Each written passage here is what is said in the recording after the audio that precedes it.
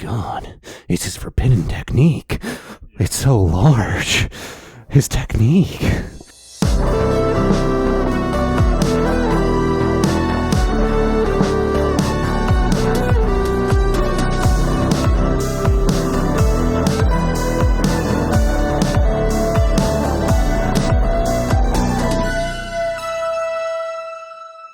Hello and welcome to Add It to the List, the show where we binge watch a season of an anime and then talk about whether or not it should go on your watch list.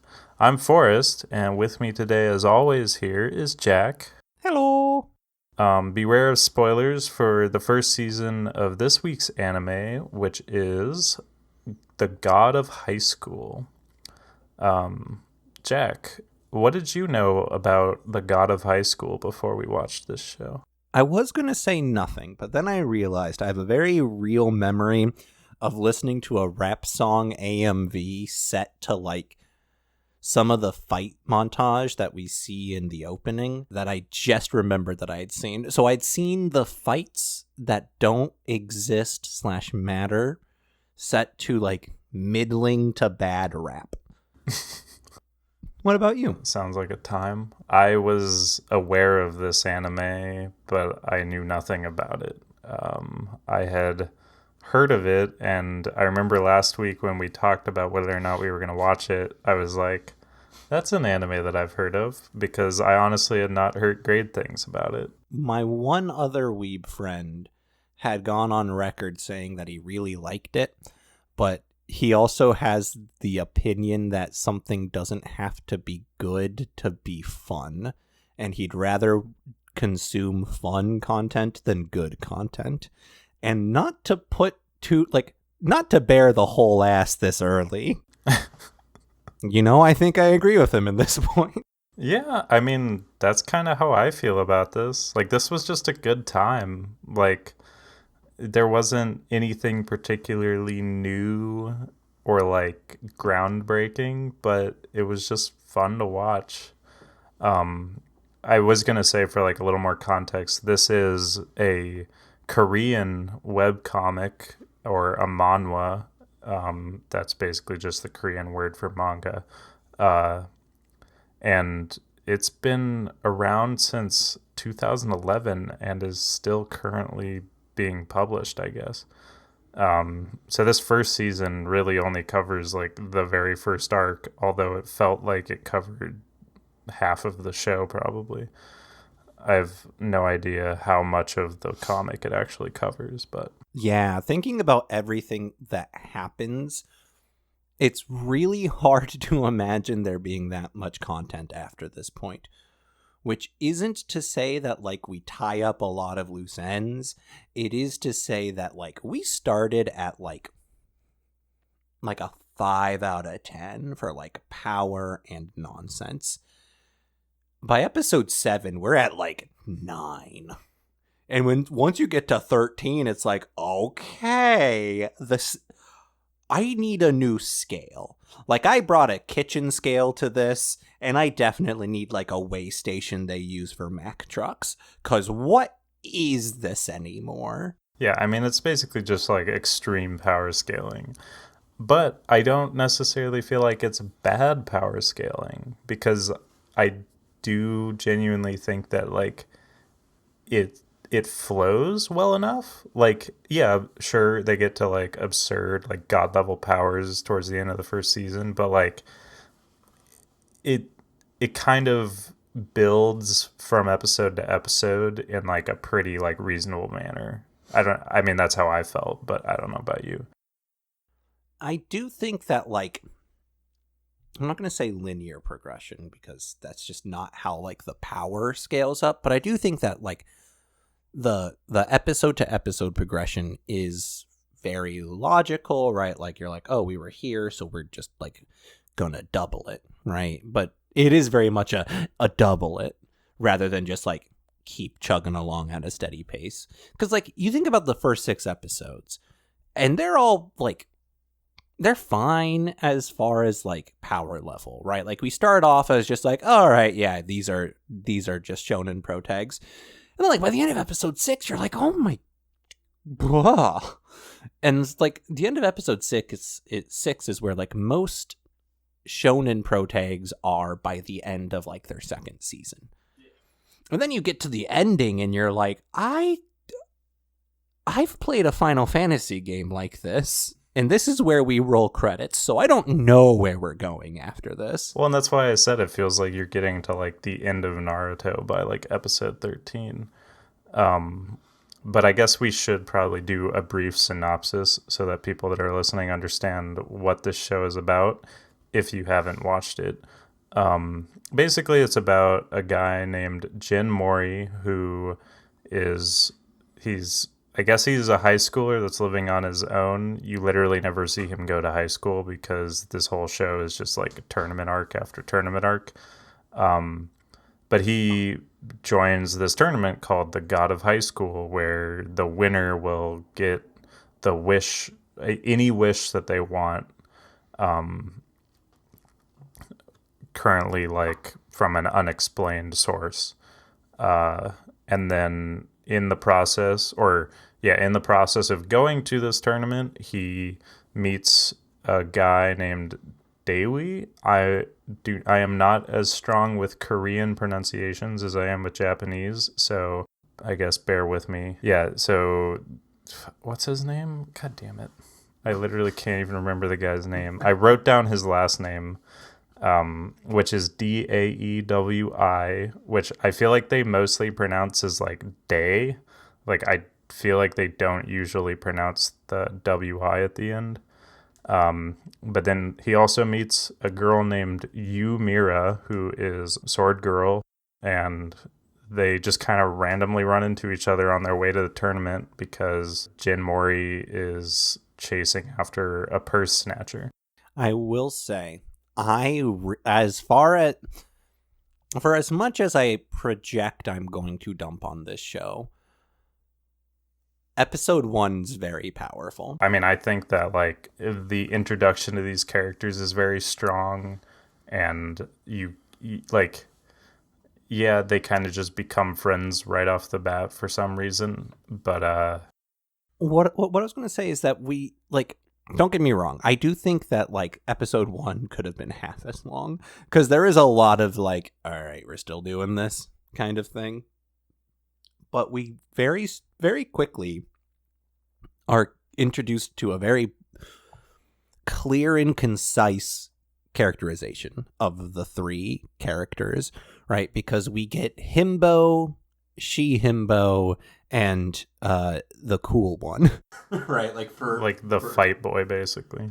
Yeah, well, I mean, they're all fight boys. I mean, fight boy being, in at least for this show, a very gender neutral boy. Yeah. The OI. A fight guy.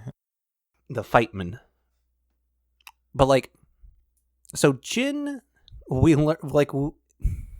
it doesn't come up often. It comes up about twice. But Jin just sort of makes things interesting for himself by creating a like really radical story that really gives everything stakes. So like he watches a purse snatching while he's running late to the tournament, because of course he's running late to the tournament. He's a shonen protag. And rather than just going, well, the cops will catch them, or just going, hey, he can't do that, in order to convince himself to do it, he invents this whole like story about how it's the last of her money to pay for her husband's like life-saving procedure, and that's his iotas to bike down the guy who is running away on a motorcycle. Wait, I thought that the woman was like saying that to him. No, that was all in his head. That was in his head. Oh, that was okay. His reason to do the thing. But he's the kind of protag that's like, I can't leave a person who's in need. Like, except like he kind of isn't, right? Like we only see a person and a half in need, really. Well, yeah, I guess when there's consequences that he knows about, he probably won't step in. But when there's not consequences, or like basically when he is driven by his strong desire to help someone, he will do it. Whether or not that is shown that many times it isn't. It's only shown like twice, but yeah, I guess that's fair. But anyway, so he starts doing that, and at this point, we get the weirdest depiction of the female main character, because she is never shown to have this character ever again. We're introduced to her, and she's really muscle horny for some just like black belts who are just straight chilling there. Oh, I forgot. And she it's like only in the first episode, and it's only when you get introduced to her, and it's like in minute 3, and I just thought to myself, oh god, this is going to be one of those animes. And I was wrong mostly. There are some times where it's like, this is one of those animes. Yeah, it only happens in episode 1, but she's just like, ooh, muscly men. And like, it's weird. But then Jin comes in, breaks her glasses on his bike, says, sorry, I can't stop, I got a thing to do. She either runs him down or for whatever reason just gets his ass, and then he explains the situation, and then it hard cuts to him riding the bike real fast and her standing on the bike, sword outstretched as they're going to get the purse snatcher. Very solid introduction to the himbo and she himbo. A bimbo, one would say, except I don't like bimbo because since it is like the original like term for like himbo is such an endearing term that has its roots linguistically in bimbo, but bimbo is still like, ugh. So she himbo. So like those two already are just like, I like that. And then the third boy just sort of, so somebody else is live streaming on the street and freestyle rapping everything. And the third guy just so happens to be watching the stream. And the streamer found the woman and is rapping her story to the stream. And so he goes, oh, that must be what that kid was doing. And so himbo and she himbo are riding after the motorcyclist. And she's like, I got your ass. And just donks herself into a road sign. Oh yeah, just leaves a face impression. She does big jump and hard crashes into this turnoff sign that was obviously there before. Like, we didn't see it before, but she can't not have seen it. Although I guess her glasses are broken. But like, yeah, completely like 3 feet deep into the indent of the face. And then they're like, oh no, he's getting away. And then third guy just goes big punch. And they're not late, but it's a very strong characterization to the three of them because it's like idiot, passionate, cool dude. Yeah, it just gets you right in there, just tells you who these characters are. And in a pretty, like, good way. Like, it doesn't have to spend too long on them, but, like, by giving them in a situation in which to act, you get to see how they would act. And that tells you a lot about who they are. And that guy, the fight boy's name is Han Dewi, and he is a full contact karate expert, which I think gets mentioned like once. But I don't know how much of an expert he is. He's basically kind of just like a brawler who fought his best friend a bunch. And the main character is basically just Goku, because he also just wants to fight stronger people. That's kind of his like sole motivation for fighting. Yeah, I do hate saying that he's just Goku because I do hate just reducing everything down to Goku. But Goku is very definitional to shonen at this point. Yeah, but I mean, like, he is more Goku than most shonen protagonists. He is definitely more Goku in a lot of regards. I will say, though, if you were ever wondering who's going to be the main character, he doesn't have pupils. He has stars in his iris.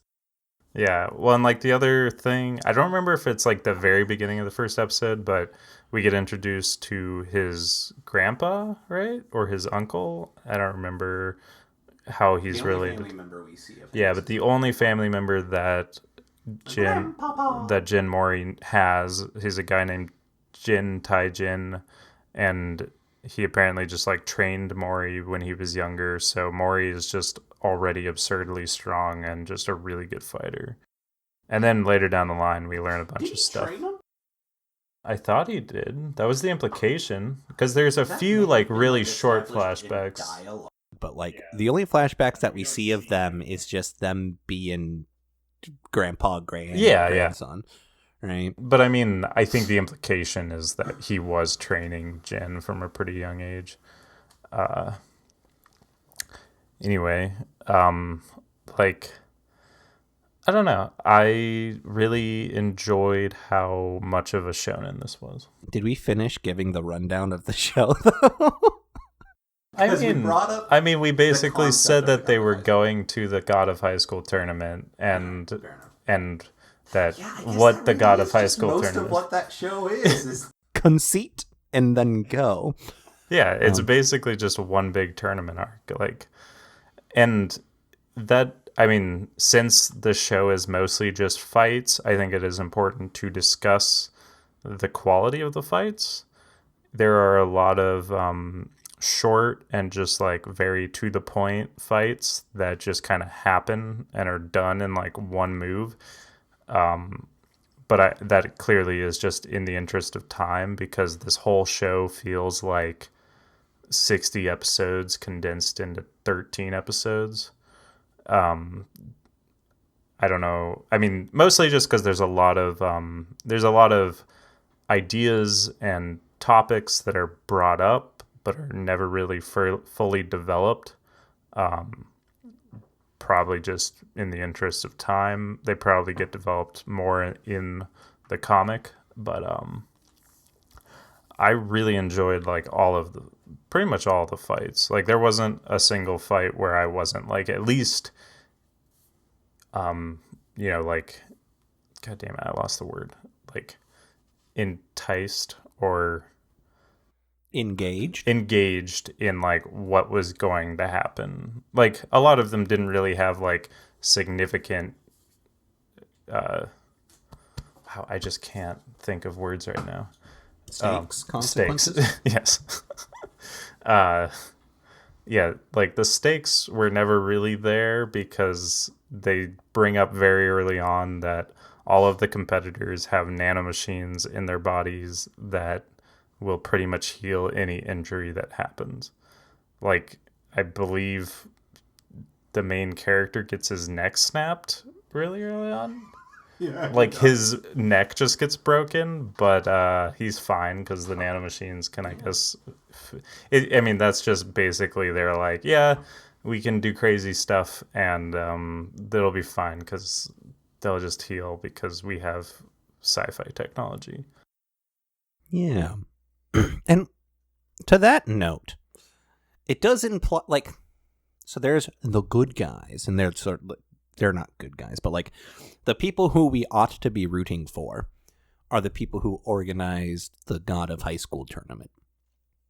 And they're not good people, right? Like, at least 2 characters are in the God of Highschool specifically to have the nanomachines be used to treat a critical condition terminal, like, friend or family member.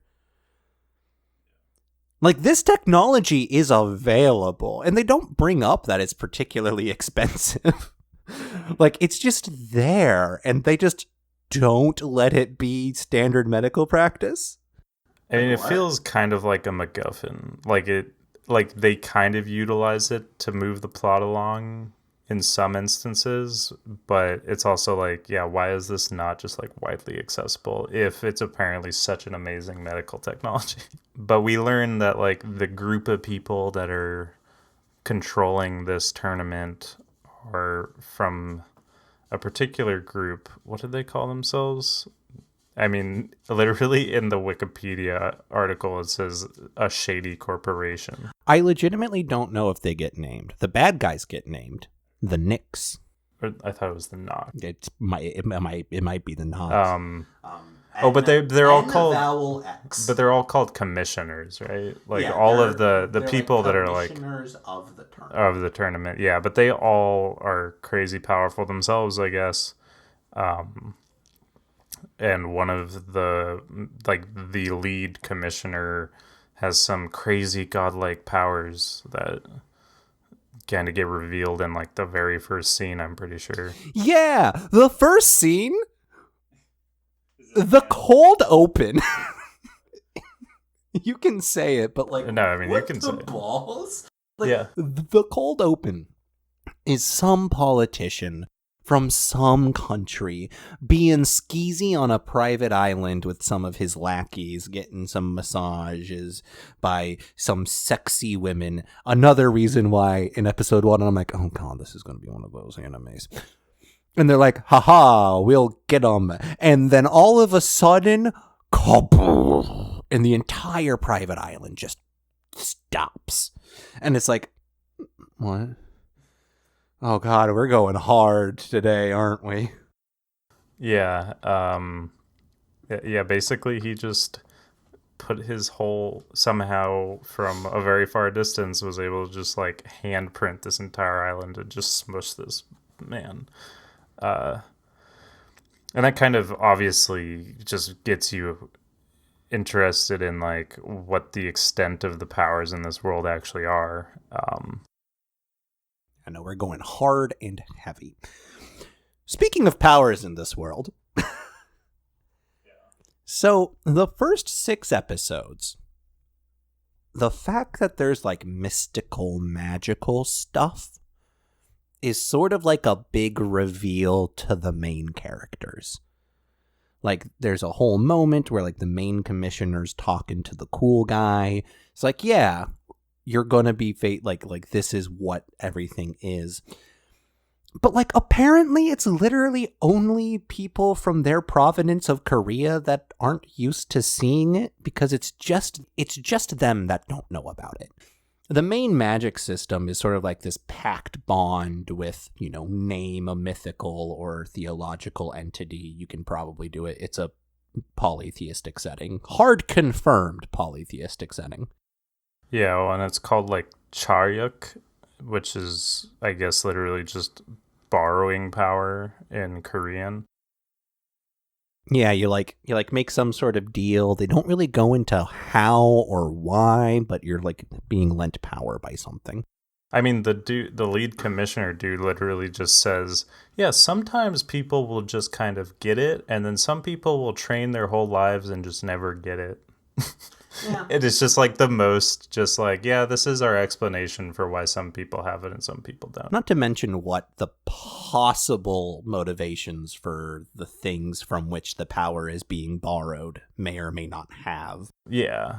It is very much just here's our power system. Now get used to seeing people have it. You know how like Nen is overly complicated and has diagrams that you have to get used to? Yeah. This system is choose something that looks cool and we'll figure it out later. Apparently that's just a thing that people know about and are vibes with. Like people just vibe in a world where that's the truth, and it's like, what's going on here? Well, and it's never explicitly made clear like how many just like average humans know about it, but most of the fighters in the tournaments just kind of know about it. And to me, this felt very weird because there was specifically a point in like the second tournament where like there's teams of 3 and these 2 people from this other team just kind of have this Charyuk ability, but like they can't. But like no one says why these 2 people of all people have it. Well, we don't really talk about why anybody has it. Exactly, yeah. No, it's definitely an inconsistency. So like this show up to episode 6 is pretty coherent. It's one tournament arc, and then 7 to the end is sort of its own deal. And that's kind of a criticism that I have about the show in general, is you could legitimately jump in on episode 6 and just watch montages of the first 5 like episodes worth of fights, and you have not missed anything substantial. I mean, I would argue that you've missed out on like at least some of the character development, because although you can argue that like the characters don't need to be that well developed, but like there is episode 3, which is specifically, or maybe it's episode 4, where we specifically get like basically the 2 of the main characters just like full on character arcs. within one episode, and it just felt so fast. I was just like, okay, this is just happening now. Like, things just kind of started happening and wouldn't stop. Which, I mean, we'll get into during the synopsis. But, yeah, I mean, I think that the characters are acceptable. Like, I didn't hate by them. I did More. I didn't hate any of them. In fact, I genuinely did really like both Han Dewi and Ymira. Jen Mori was fun, but he was not really much of a character. He's protag. He doesn't get to be someone. Yeah, I do think best friend and female best friend are very powerful characters. Or not powerful. I mean, strong, not powerful and like particularly well-rounded, but they are very fun. They're good characters. Well, I mean, and that was honestly what I wanted.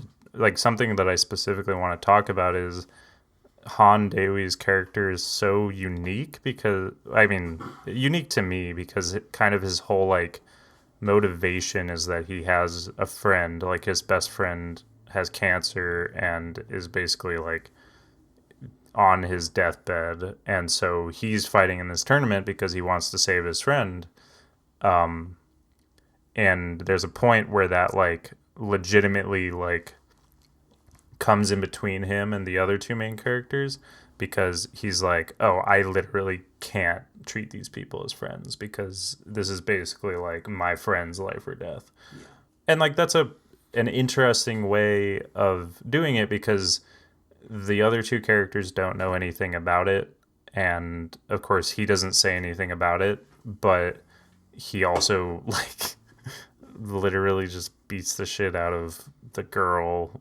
And like I don't know, it's kind of subtle, but I enjoyed the fact that like these characters have these misunderstandings but then kind of come out the other end like better for it, if that makes sense. I don't know if you feel that way, but in this instance in particular, when like Mori got super pissed off at Han for like doing this, and then you know they were basically at each other's throats, and you know were convinced that they just kind of hated each other. But then once they kind of understood once Mori understood the situation, you know, things kind of came around, you know. Yeah, I do. So there are parts where the fact that this season feels so rushed and so compact definitely make it feel worse. But there are other parts where it makes it feel better, right? Like, yeah, they do have that moment, but then like they don't rehash it. It's not one of those shows where people will have the same interpersonal argument once or twice a season for 9, 8, 10, 12 seasons. Like, they do it, they get it out of the way, and they're like, okay, cool. Well, and now that we have that settled, what's up? And so that is something. It definitely, during some of these moments, there is some, like, tonal dissonance, because, like, there is a lot of just, like, that silly, like, anime comedy where, like, the main character will just, like, do something, but it will literally be, like, right in the middle of a serious moment, and I'm like, well, that just kind of ruined any tension there was here. Yeah, there are some of that, and that's a very, you see it less nowadays, but that is, like, still a very anime thing. Yeah, it is, but I felt like it was exceedingly just, like, hard to get past at points in ostensibly this is an action comedy, or at least it's trying to be a horny action comedy, but an action comedy nonetheless. Hey, but I'm glad that the main girl gets a chance to be a character, and we never once see her underwear. Yeah, that's exciting. Yeah, she's good. And the other thing that I was going to say about the fighting was that it's pretty refreshing to see like a series that focuses on a different style of martial arts, which obviously can be attributed to the fact that this is by like a Korean author. So like the main martial art is Taekwondo, which is cool to see. And I know that before we recorded, you said that a lot of the fights were kind of hard to follow for you. Is that true? I don't know if that's what I meant, but I'm comfortable admitting I might have said something that sounds like that. Forrest, that was like an hour ago. I don't remember. I think I find that as the power level grows and they introduce magic and similar such nonsense, the fights become less interesting because it's just sort of a visual barrage of throwing special effects at you. They're still at the center of everything, somebody doing a kung fu move or a taekwondo move or what have you, but it just sort of gets really overshadowed by like what ends up being some like anime ass nonsense. Whereas like for the first 6 episodes, which are all magic free by the way, don't ask me why when Jin does big kicky, blue dragons go after people. Don't ask me what that is, because that is before we introduce magic. That's his Jin Mori original. It is his Jin Mori original. Number 1. Don't ask me why that's there or what that looks like to the observer prior to like the introduction of like the magic system, but whatever. Because we are also talking about a point in the show where people are like punching people 20 feet in the air and jumping up. Like episode 1, we're kind of just street leveling it. Episode 2, we're like big crowd brawling. Episode 3, we are already teleports behind you, nothing personnel, kid. Yeah, no, I mean these people all have super strength, that's for sure. So like they're more interesting the less power they have, because it is just like more choreographed, more body to body, less magical swirlies. And like the longer the show, like the further the show gets, the less any one thing feels cool and the less any like it's the difference between JoJo's Part 1 and JoJo's Part 5, right? Like we have really cool fist stuff with a little bit of mystical nonsense all the way up to, all right, what's happening now? And what I will say, I do like how the show doesn't tell you. It never, like, people will, like, say their move names, right? Like, Stance of the 4 Hidden Gods, Black Tortoise, or whatever it ended up being. Like, he'll say that while he's doing it, but we don't then cut to people going, oh my god, it's his forbidden technique. It's so large. His technique. Right? Like, we don't get that. And so that's honestly kind of nice. The show's just like, yeah, they're just doing stuff and everybody's here for it. Because if you're watching the show, you're here for it. That is nice. But yeah. Yeah, I mean, on that topic, I genuinely enjoyed that aspect of it too, because I definitely have just become more and more fatigued by really long anime fights. And there's a lot of really good stuff out there that doesn't take forever to finish its fights. There was something I was going to say. Oh, well, I was just going to say that I genuinely really enjoyed all of the fights visually. Like, this is animated by Studio Mappa, which is actually the studio that's going to be behind the new Chainsaw Man anime. Which started airing recently, hasn't it? Yeah, it was yesterday. Oh, there you go. But Mappa is a good studio, and all of the choreography and just like the animation during these fights is super fluid. Like, they really like went all out, in my opinion. Like, obviously they were saving budget on like the shorter fights, but like when there were like these really good just like hand-to-hand fights, like they really animated the shit out of that.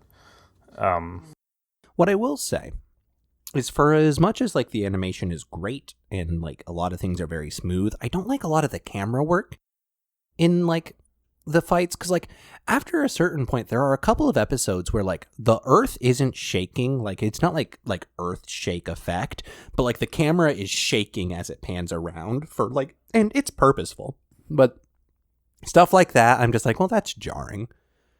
That takes me out of the moment. Yeah, I mean that's pretty much all I had to say, non-spoilery, I guess. With the show being so shonen and so condensed, that's pretty much all, like, that's like most of what you can say without giving spoilers. What I will say, as a brief aside, this show is horny. It's not as bad about it as it could be, but this show is horny. Right, like 2 of the throwaway characters that show up as the cold open for like 3 or 4 of the episodes are horny nurse black hair, horny nurse blonde. I don't know why they're there. we have some shots of horny nurse black hair sitting at ringside because somebody loves her. Somebody who was in charge of like drawing. Well, I think she was also the medical person, so she was like trying to. But like horny nurse blonde isn't there as often, and like realistically, like people could just like walk in when they're done. Like they talk to her, not about anything in particular, but they talk to her a couple of times. I was like, all right. The sexy nurse outfit. I mean, I get it, I guess. But like, yeah, in addition to that episode 1, like being muscle horny that they thrust upon main character girl, there's another character, one that I'm very upset that they wasted the professional wrestling fighting style so early because it was like a 2-minute match. But there was horny female wrestler character who, and again, bear in mind, high schoolers. I just want to throw that out. High schoolers. She was in the King of, or not the King, I almost said the King of Fighters tournament. That is a game. That's many games, most of them bad. Hey, I mean, this game would make a good fighting game. This show would make a good fighting game. Oh, this game. As an aside, pretty much everybody, now that Dragon Ball Fighters is like gone on, like we are content done, pretty much everybody's like, okay, cool, now Arxis, make my anime a fighting game next. I don't know if like the studios behind them are, but like the fandom's like, me, Bleach gets a good 2D fighter, Naruto gets a good fighting game ever, please. One Piece needs one. Yeah. I'm on that train. But like, yeah, so like horny wrestling girl. Don't get me wrong, she hits someone with the Cold Stone Stunner, and that's always nice to see. She goes in for like flying head scissors. A lot of people end up doing flying head scissors now that I think about it. She lands like a flying crossbody. Like she uses the ropes like you would see in a wrestling match. Like it's definitely fan service in the action sense as well. But like her entire reason for fighting is she wants a reverse harem. Like she says that she wants a dude harem, and it's like, why did we learn? Why do you have a background? You're going to be on screen for all of 2.5 minutes. I mean, I think that was meant to make you not like her. I don't know if you were supposed to not like her. I honestly don't read that as like, oh, she's awful. It's just, haha, comedy character. Because horniness is comedy. I guess I took it as like, oh, look, this woman has a very shallow reason for doing this, so the main character has to win because she's got a real reason to win. That was what I took that as. That's a much kinder reading of it than mine. I found it like, and I think because it was right off the back of like, because like it was like episode 2, maybe episode 3, like it was right off because like, the people who main character girl got muscle horny for are cheering for her in the stands right next to a bunch of guys who are cheering for, I'm going to take that again, right next to a bunch of guys who are cheering for horny wrestler. And so you cut back and forth between them, like cheering for their like waifu of choice. And so that's kind of why I figured that like her like statement of her goal was like a little bit more of comedy than anything else. But what you said makes a lot of sense. Yeah, and like there's French maid who exists to be French maid and then killed. Yeah. Like there is big titty Bruce Lee, but a woman who exists to be big titty Bruce Lee, kiss cool guy, and then is around a little bit more. I was going to say that her design actually didn't read that horny to me because she at least had like a wrap. That much. No. That's Kung Fu Girl. Oh, okay. Karate Girl. Oh, okay. Which one. There is a character who is a Bruce Lee homage. She's wearing the yellow jumpsuit. She does the yeah. The only things that we see of her is big booba, big butt. I'm going to bump into the cool guy, give him a smooch, and then be tee-hee so random. And that's all that she's there to do. Yeah, she was terrible. Hey, Forrest, did you ever want to fuck Bruce Lee? No. Well, now you can, thanks to God of High School. Well, also she had those terrible lips. Like She does have like her kissy face. she has mouth, like that doesn't kissy face mouth that literally just never changes. It was just she was a bad character. Yeah. And then she kind of comes in like the final episode, literally just like out of nowhere. We don't see her for 4 episodes. And then she's just there for comedic effect, I guess. Too little to avail. Yeah. Is there anything else that you want to say? Horny. Talked about the pacing a little bit. Yeah, I mean, the pacing is just breakneck. And if you like that, you like that. If you don't, you don't. Minor spoiler, but Maury's grandpa is sort of a big deal in this world. Like, he's kind of the strongerest, but he's doing his own thing, and like none of the factions can really get him to do things. Asterisk. We'll talk about that after. But like, there's a moment in so one of the other participants in the God of Highschool is this kid who was sent to be raised in like this like monastery, like martial arts place. And one of his like defining moments is that his grandpa was friends with Maury's grandpa. And we know this because we have a flashback to Maury's grandpa hopping the fence and talking to this little boy with no adults around. And the entire conversation is, hey, kid, I know your grandpa. Get in the van, right? Like, not actually, but it very much is that. It's, hey, kid, trust me. I know your grandpa. Hey, do me a favor. It's like, sir. But he gives him a reason to live. I don't like I'm just that kidding. off the back of what I just said. No, I know. I mean, it's just like that was the whole point of that scene. Yeah. Anyway, that's just a nut. Like, that was just a, okay.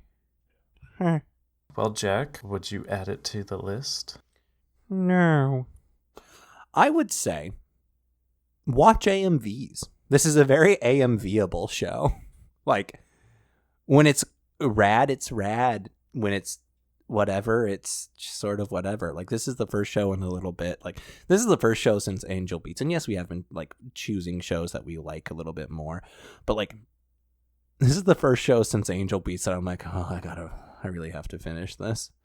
Because, like, even when things start mattering and the actual plot kicks in, not until episode 7, even then I'm like, all right, why do I care? And, like, okay, cool, there's a lot going on, but, like, does any of it actually matter? And so, like, I don't know. I think it does itself a disservice by being so breakneck. But if you're looking for a thing to just slam down for, like, visual stimulus, it's fine. If you're looking for, like, a plot, nah. So, no. Hey, Forrest. Hello. Would you add it to the list? Yeah, I think I would personally, because I genuinely just enjoy. Why do I keep saying that? I literally have said I genuinely enjoy so many times during this episode. Maybe it's because I'm going at it so hard that you feel like you have to defend yourself as well. Anyway, I enjoyed the fights a lot, and that is something that I just really like. So if you are someone that is into shonen manga, if you're fight horny, like if you enjoy quality tournament arcs, this reminded me a lot of Baki. It's not as good as Baki, but basically if you don't care about fights, don't watch this. But if you want to just see some really cool anime fights and like a semi-decent to not very great shonen plot, I would totally just watch this because it's a quick one and you get to just see crazy stuff happen with relatively decent characters. Like, it was engaging enough to me that I wanted to keep watching it. Like, the whole time I was watching it, I was like, oh yeah, I want to just see what happens next. But really all it takes for me to do that is engaging fights, because when there's another fight coming up, I'm just like, oh, I just want to see the next fight. That's fair. And if there's one thing we can promise with God of Highschool, there is another fight. It's just 13 episodes of cool fights. So if you like that kind of stuff, I would definitely add it to the list. If not, probably not. But it's actually funny that you say that, because that's like very close to a reason why I said that I really like Tiger Mask. well, I mean, Tiger Mask is still better than this. Oh, don't get me wrong. I wasn't. Tiger Mask still has one of the greatest anime fights of all time.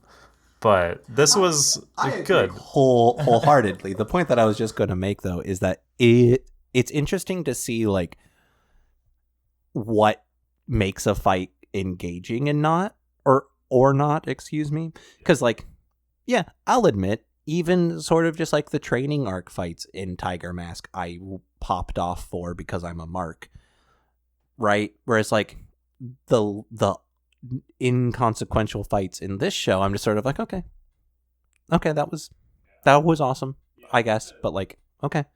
Yeah, I think that does kind of boil down to like, I just like any fight.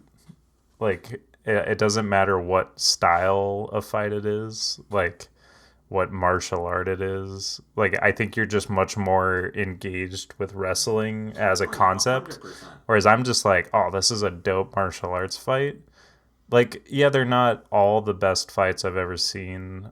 They're just cool, flashy fights that are satisfying to watch. One thing that I will say, and one thing that I will give this show, is that it does what a lot of Jackie Chan movies do very well. Like, if you look at a Jackie Chan movie fight scene, people don't get hit that much. Contact's made a bunch. But, like, the blow doesn't land home more than 5-6 times in a fight. So, like, you'll have, like, 2 or 3 minutes of, like, fists flying, and out of, like, 100 strikes, 3 of them were solid, right? And that is just so much more interesting, because the longer you go between them, the weightier each of them get to feel, and the more important it is that, like, it's a way of building tension without having, like, emotional stakes. And this show does have that to a certain extent, in a lot of the fighting. So I will like to go back a while ago to like when you're talking about the fight choreography. Like, yeah, that's part of what makes the fight choreography good. Like, people aren't just trading slugs. There's a little bit of that, but like there's a lot of blocking and like active defense that we see.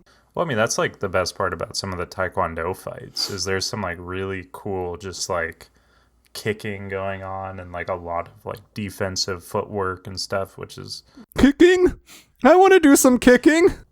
I mean, I guess we already kind of talked about the first episode, but basically when they get to the God of Highschool tournament, fighting ensues. They just kind of learn more about what the God of Highschool tournament is all about. And what it's about is to drive out the awakening of the capital K key. Yeah, basically they're like, the commissioners want to find this key that would basically give someone, or give humans, the capability of killing a god, which was sealed away thousands of years ago.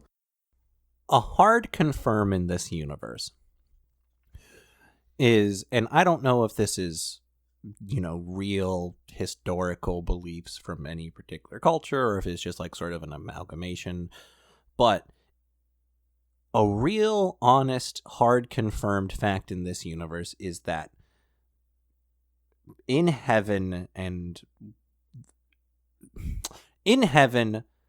the nine-tailed fox spirit just sort of goes rogue and starts messing shit up with God.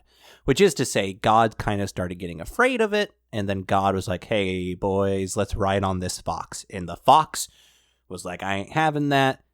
Destroys half of heaven. Yeah. And so the key, we find out, is stored in this guy who is himself doing that, like, borrowing power from the nine-tailed fox spirit. Well, and he kind of just gets... This is the same character that Jin Mori's grandpa, like, went to visit, all creepy, like. and he basically like he's fighting Jin Mori in like the final or like the semifinals, I believe. It's only like round 2. Yeah. Like the tournament falls apart. Well, so I mean, basically we could give a rundown of like how the tournament functioned. Basically, they were in Seoul and there was like this preliminary match where it was just like 1v1 fights. And that's like where Jin and then Dewi and Mira kind of, they win. They like become the 3 like they didn't even like I'm really confused how that match even functioned because didn't Mira lose her fight? What it ended up happening is, so basically the idea is that each region would send their regional qualifier. Yeah. But there were so many strong contestants this year that in order to push them all, and the idea is that like the tournament is being used as a way to try to find out who the key is by just like putting them against like fellow strong people. Yeah, bringing out their latent power or whatever. And so the idea is that there were so many strong folk that they couldn't just do that. So they took first, second, and third and sent them as a team. And then each team did a best of 3 single elim. Yeah. And that's why the 3 pro tags got to go. Okay, yeah. And so the first tournament, they are the top 3, and then they become a team. And then, of course, Jin is like, oh my god, I don't want to fight on a team. I just want to fight you guys and see if I can beat you guys in a fight. And they're like, okay, we'll fight at some point. Then the second tournament proceeds to be when we kind of learn about this borrowed power and like they all get their power-ups because they're the main characters. Like everybody from every other region had already had this, I guess. Yeah. Well, no, I know they did. It says it. No, I know. They're not strong enough because they're doing this. Well, and he like warns them. He's like, you guys will be coming up against people that already have this kind of power. And then, well, it's not the second. Is it the second match or the second tournament, or is it the first tournament where we get the whole like character development episode? I think it's for like the 2 other main characters. It's like episode 3. So it's worth, so the female pro tag, her thing is that her dad died.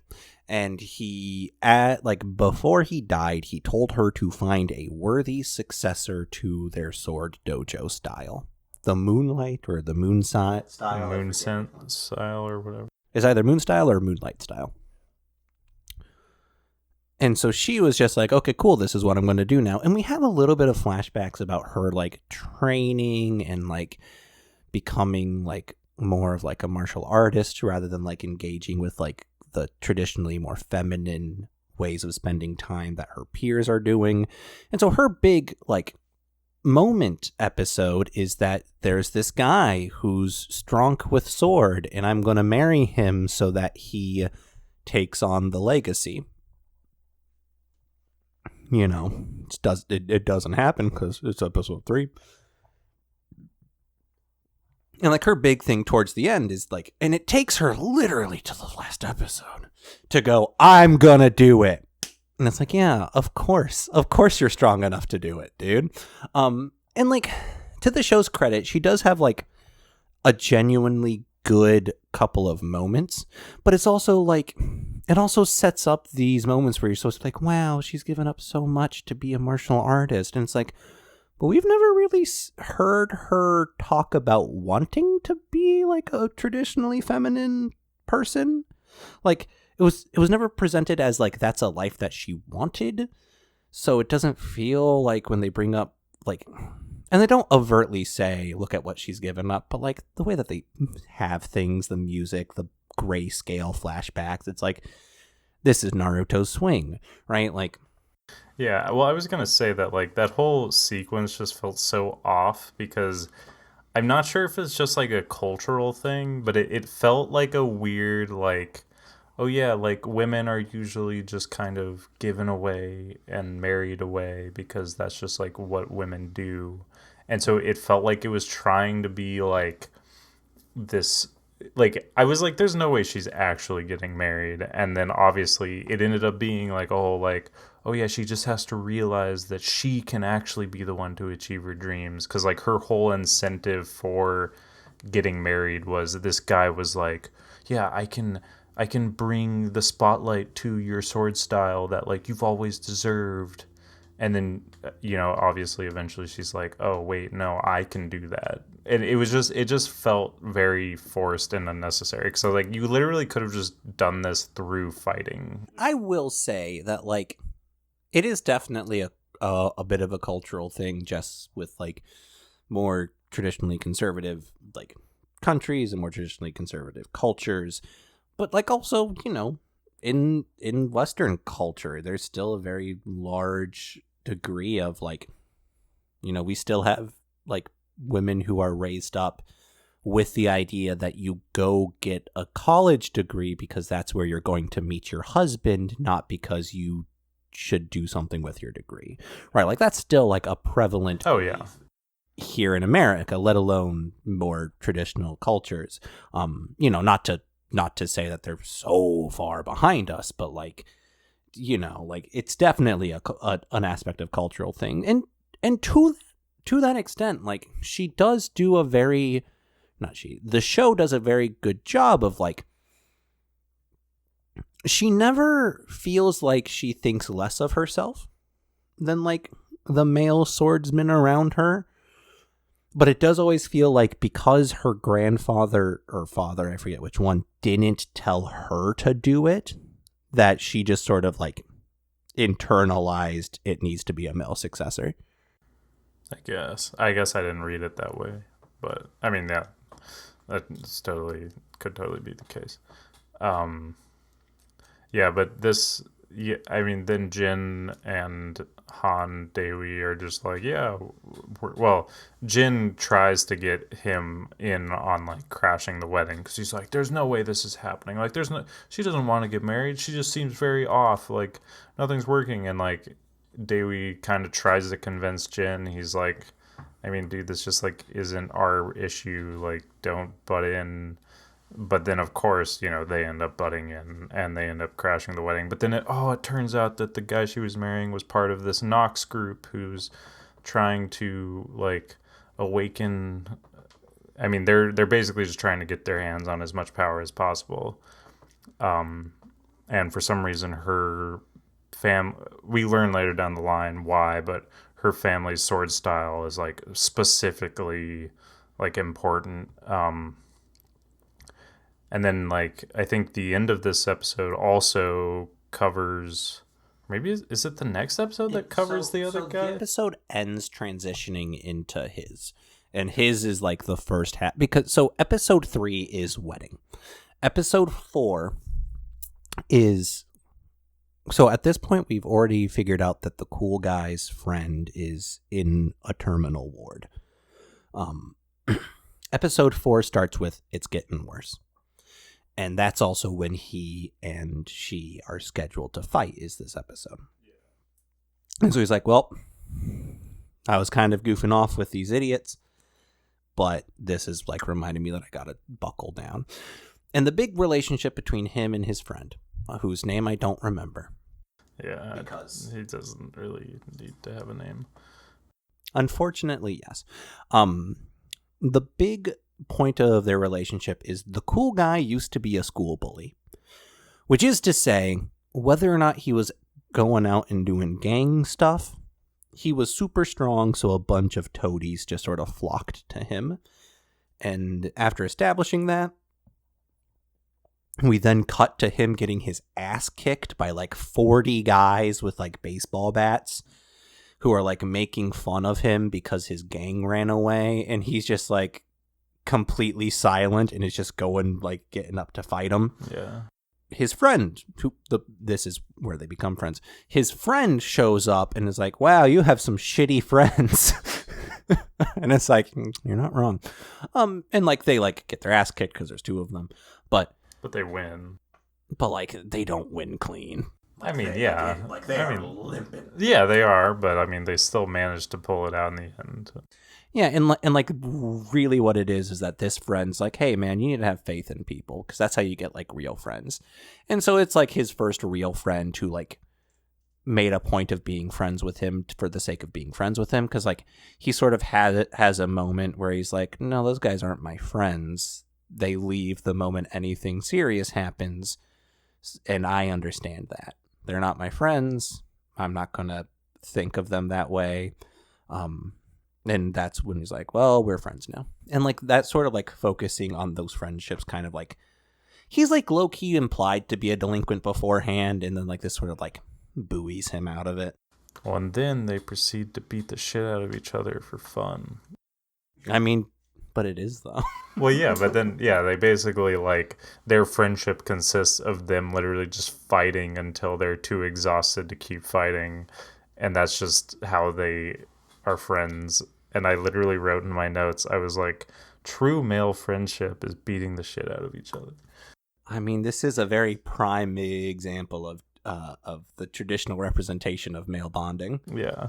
And so his friend, later comes down with cancer, and that's kind of his whole motivating factor for being in the tournament. And he has to go against Mira, and he doesn't tell them because he learns that his friend is like basically on the verge of dying, and he goes to talk to the lead commissioner, and the commissioner is like, "Oh yeah, like we can save your friend with this nanomachine technology, but you have to win the fight first.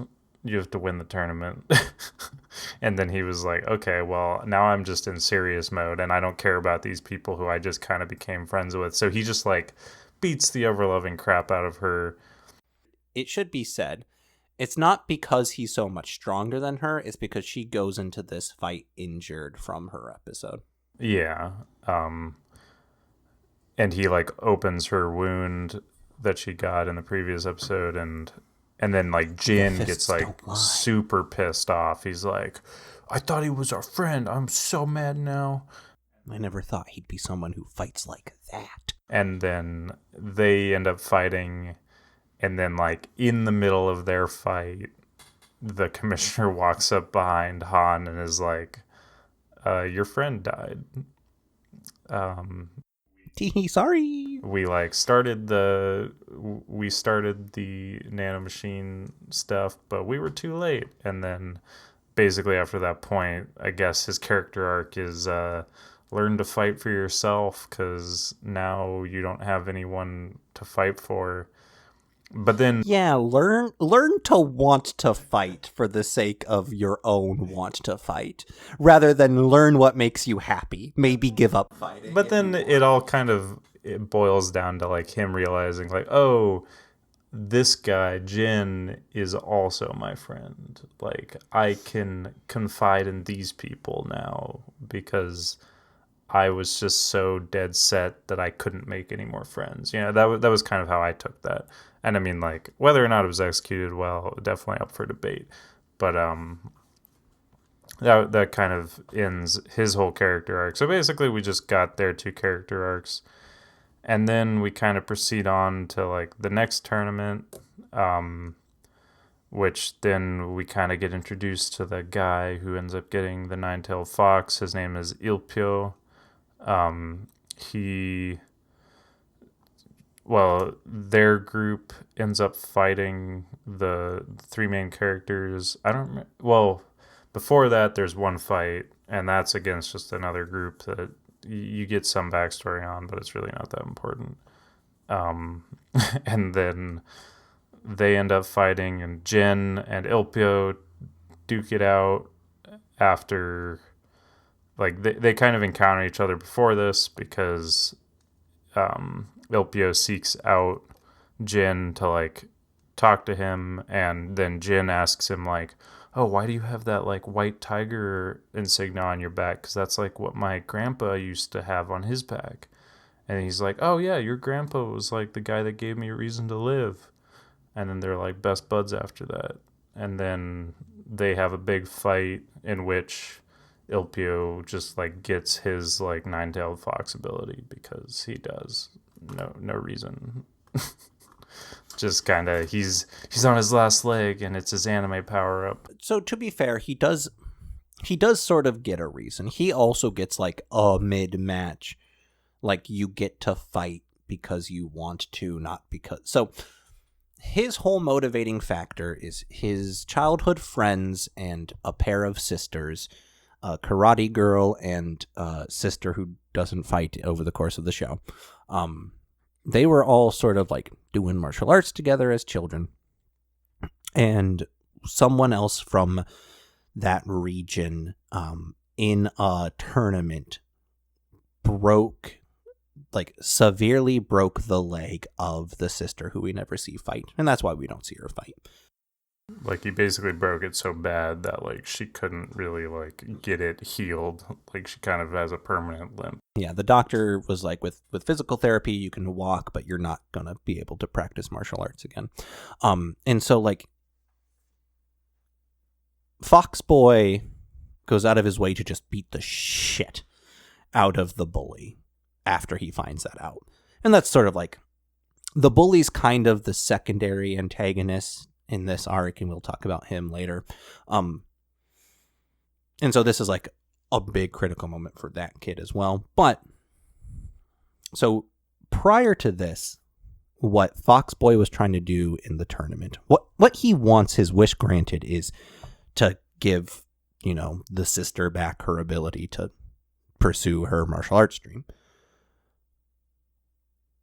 But up to this point, what he's been like really focusing on in the tournament is making sure that he can keep the currently practicing sister safe enough to keep going. Big old defeat happens for the Kung Fu sister, or for the karate sister. And then the other sister sort of goes, hey, don't do this for me. Do it for you, dummy. And he's like, oh, wow, I can do it for me. And that's like his impotence. We don't really know what he then goes on to try to do now that he has the freedom to do it for himself. But that's a thing. Yeah, but then also like during Jin and his fight, he kind of like, he's like, oh, you're never going to beat me with that taekwondo. And then he kind of like gives him pointers at like, you suck here. Point 1, you suck there. Point 2. And then partway through, Jin's like, oh, he's like trying to teach me. And then I don't know if Jin says it. I think someone on the sidelines go, oh, it's almost like he's coaching him, because Jin's an idiot. Jin couldn't figure that out. But Jin then kind of like, he takes parts of his friend's combat styles and to supplement his weaknesses. Yeah, and then he's like, oh yeah, like now I'm overcoming my weaknesses. And then this is kind of the first time that once Ilpio like gets his like nine-tailed fox ability, like this is the first inklings of like, oh, maybe the main character has some crazy ability up his sleeve, because he gets like a crazy power up all of a sudden and like wins the match. No, I want to say, so what's happening is yes and no, but so like not in that way. Main character is getting his ass kicked, and then he rallies by like stepping in and supplementing his weaknesses with his friend's abilities, which then puts Foxboy in a position where like he's like fading out, and he's like, I've kept my promise. We flash back to that moment where Grandpa was a creeper, and Grandpa was basically, because he has like Jin with him in like a papoose. Hey, look out for this kid if you're ever in the same area and I'm not around. I feel like he's going to be a handful. And then we cut back to like Foxboy being blown back dramatically in slow motion. He's like, well, now that I've fulfilled that promise too. Raw Super Saiyan Foxboy. And then Yeah, and then Jin gets his power up in order to win that fight. I don't think he powers up there. He doesn't That's like the first time you see the like change in his eye. Like his eye changes to like the blue color that it does at the end. I promise you. Cuz remember he like brings that giant hand down on top of him. That was this fight. Cuz that was the only way he could beat the nine-tailed fox power. He does big punch. But remember there's like the giant cloud above the stadium and like he brings the fist down out of the cloud. Like that happens in this fight, I promise you. I remember Big Punch, but I feel like it was his friend's Big Punch. I feel like it's Cool Dude's big punch, and well, that was before the nine-tailed fox power up. I feel like that fight ends with like the clouds being like a visual motif and not like an actual like I've tapped into power at this moment.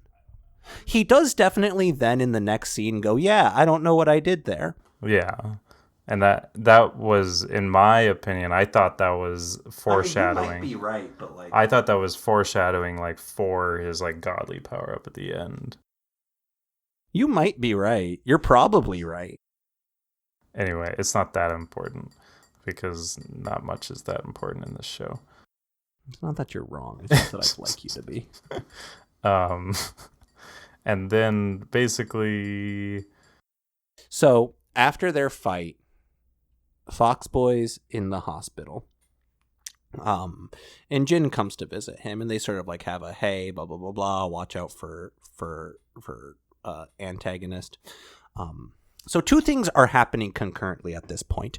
Nox are bringing God down outside like he's a big ass nuclear missile to crush to crush Seoul. That's a thing that... Okay, so there are two antagonistic forces in this season. Bully, who I'll talk about in a moment, and Nox. Nox are hardcore Inquisition-y. Like, they have, like, the pointy hoods and everything. And, like, they rock, like, hardcore, like, Catholic aesthetic. Except instead of, like, crosses, it's, like, the Omega symbol. And so the main guy is like, did like this big summoning thing that gets thwarted by the commissioners, and then he does bigger summoning thing, and the bigger summoning thing is like pulling down their god to like deliver judgment. Because they're basically a religious doomsday cult. We've strayed too far from God's light.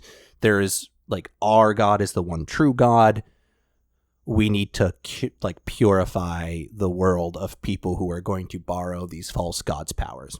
That sort of like vibe. Quick shout out to their deity's eye nipples. That was interesting in a way that was deeply upsetting. And if that is like a real like religious imagery, I'm very sorry. I didn't mean it. That gets thwarted, obviously. So that's all happening outside.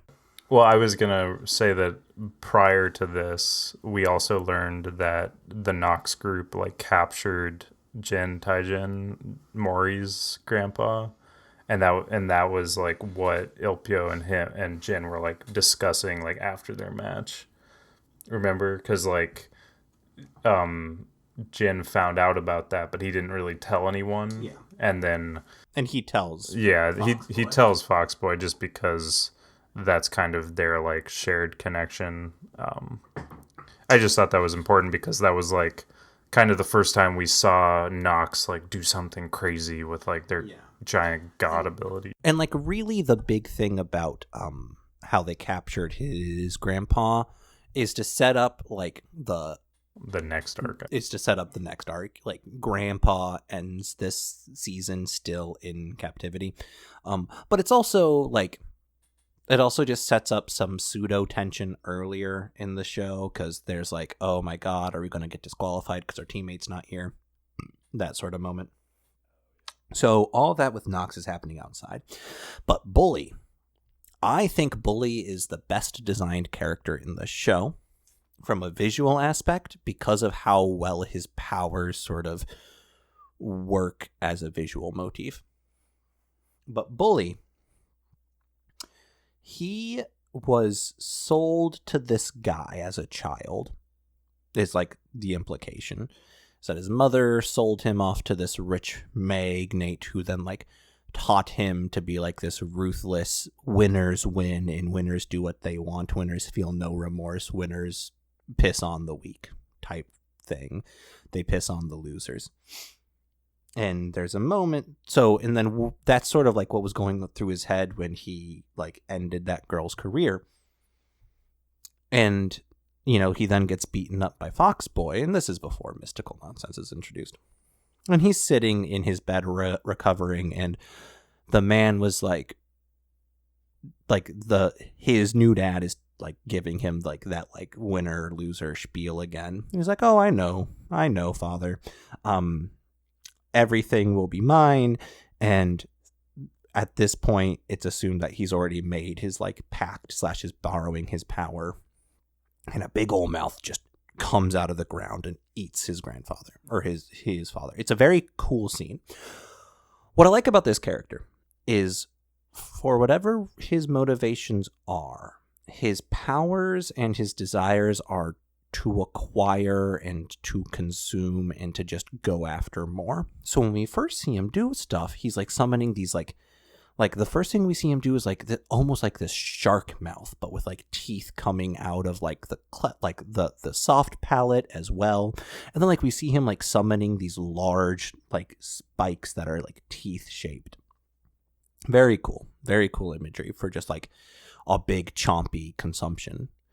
But as he goes on, he gets like this sort of like half demon form with like black mouths across himself. But even before that, he gets like the summons of like these like emaciated like shadow figures that are like trying to eat everything around, like trying to consume and like bring back to the void. And it's a very cool representation of not like gluttony in like the 7 deadly sins sense, but like, and not 7 deadly sins as in the bad anime sense, but like the consumptive aspect of desire, especially unfocused desire. Very cool. Very, very cool imagery with this character, and that's why I think he's the best designed for like what his motivations are and how his powers reflect that. Anyway,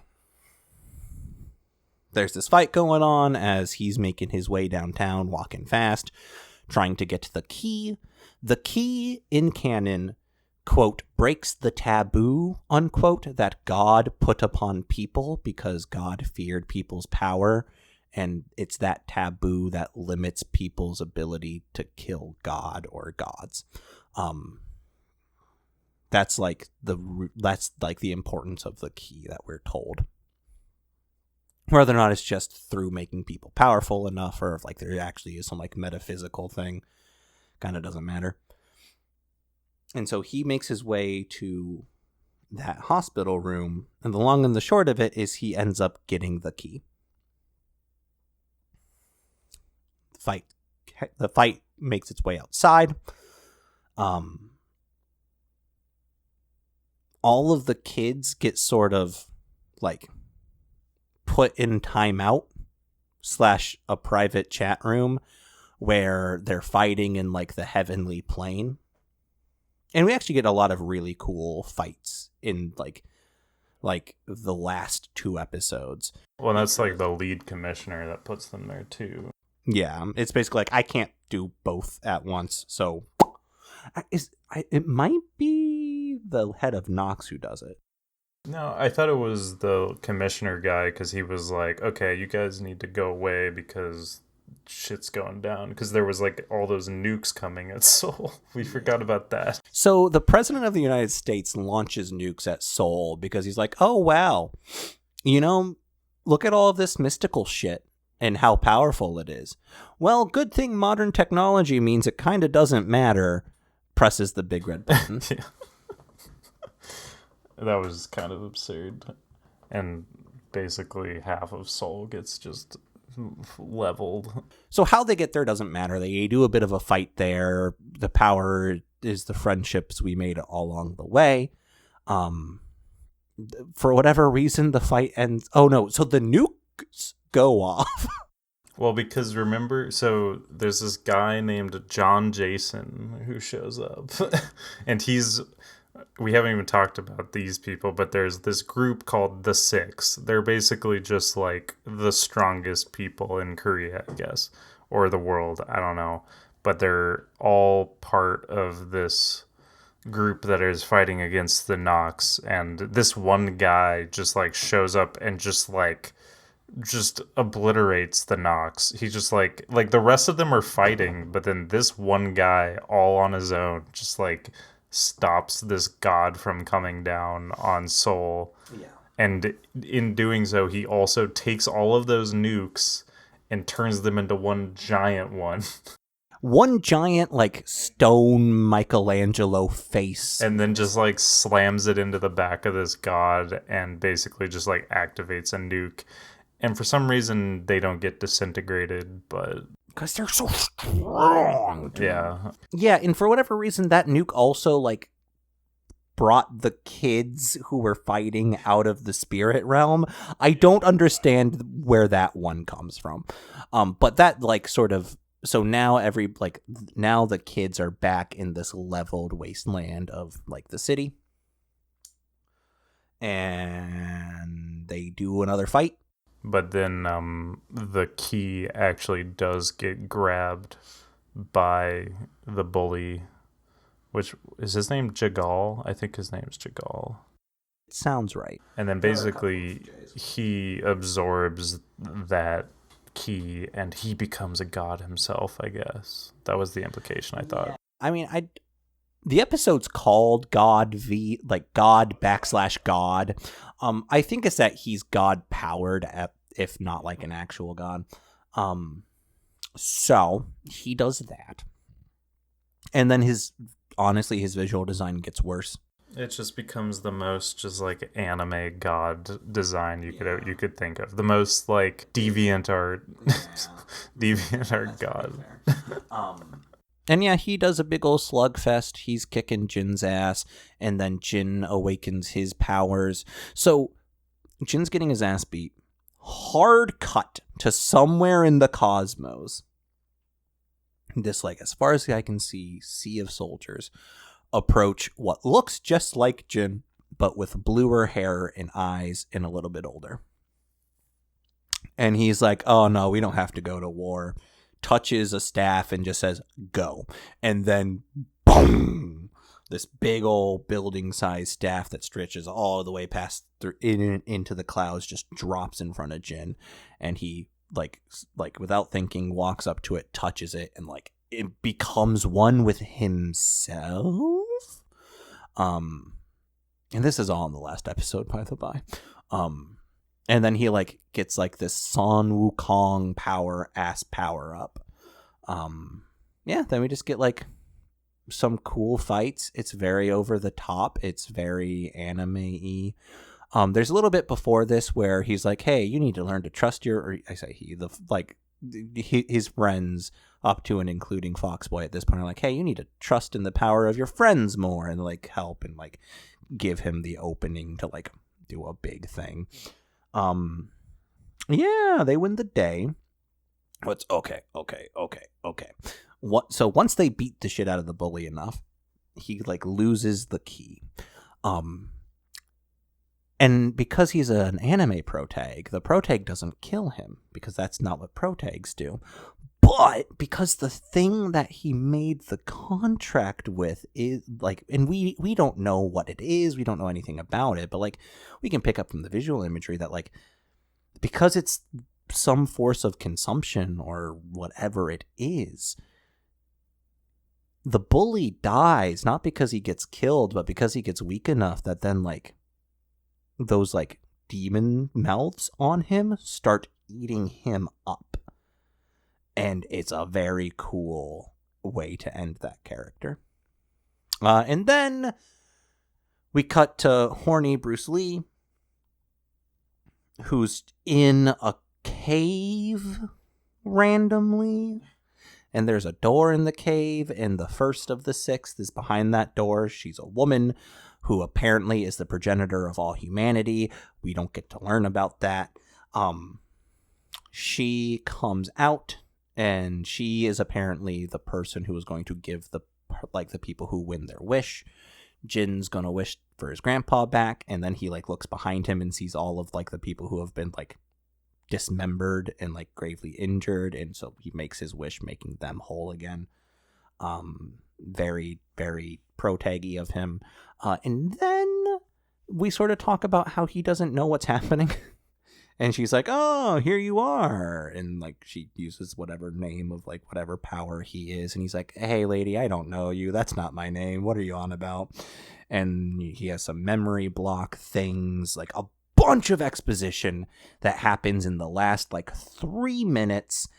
And it doesn't explain anything, rather than it contextualizes it, but it puts it in a context that we don't have the information to understand as an audience. Well, because it's just setting it up for a second season that we're probably never going to get, because I don't think this did well enough. This was 2020, 2019, okay, 2020. So not long enough that it's like never going to happen, but long enough that it may not have survived like the COVID like shutdown of studios and like projects. Yeah, exactly. Yeah, it's a trip in our favorite rocket ship flying through the skies, Little Einsteins. Yeah. I'm sorry, Forrest. I kind of took over like the summary once you said that you stopped remembering. Oh, I don't care. I watched this show, but I also don't remember a lot of the plot details. I'm just like, ooh, cool fights. But he is the monkey god. He is Son Goku. He is Sun Wukong. I don't know if they use those names, but like you look at the outfit of full powered him, and on the wiki it says he's called Sun Wukong. So that's cool. They never use that name, I don't think. I know.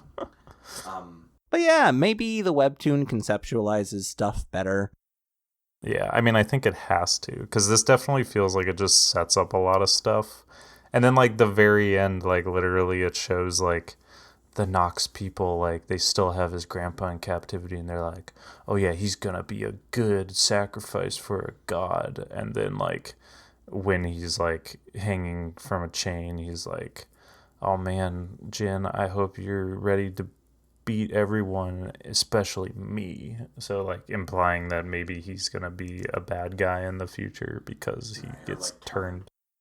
Yeah, it's a trip, man, and it's one that you can choose not to go on, I think. But if you enjoy shonen, this is just a good condensed version of that style of storytelling.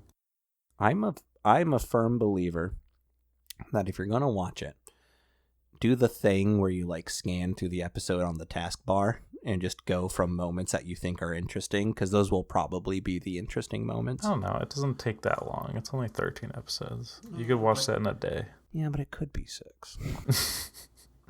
But then it would be even more condensed. No, we just cut out the preliminary arcs. We just accept that they're friends, because every shonen has to have a 3-friend arc. Everybody needs to have a Team 7 structure, and then a Kakashi. Every shonen needs that, and then we move on with our lives. So, Forrest, my friend, my buddy, my pal, I don't use social media because I am bad at it, but you have stuff to plug. Yeah, I make music, and I go by the name Bustello, which is Bustello. You can find me on YouTube. You can find me on Bandcamp or Spotify. I have a secondary project called Prism Ship, which is PRISM SHIP. 1 word. 2 words. 2 words. You see? Say it. That's like my more upbeat kind of like dance house project. Yeah, please check it out. Thanks for listening. Goodbye.